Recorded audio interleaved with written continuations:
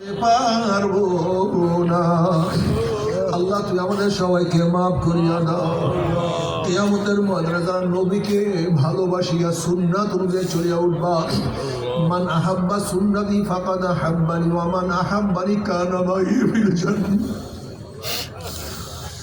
যারা নবীকে মহব্বত করবে, আমার নবী আলাইহিস সালাতু ওয়াস সালাম নিজের হাতে হাউজে কাউসারের পানি পান করা দিবে।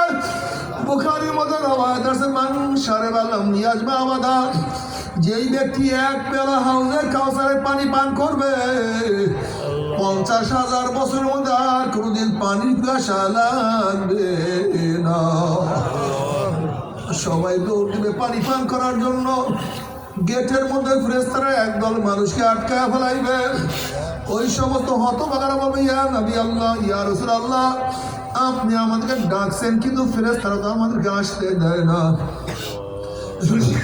নবী আলাইহিস সালাতু ওয়াস সালাম বলবে, ফেরেশতারা সারিয়া দাও, আমি এক পেলা হাউজের পানি পান করায় দেবো, 50,000 বছরের মধ্যে আর কোনোদিন পানির পিয়াসা লাগবে না।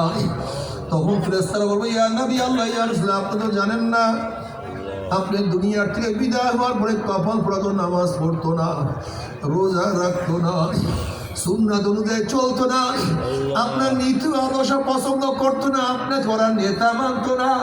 ইয়া নবী আল্লাহ, ইয়া রাসূলুল্লাহ,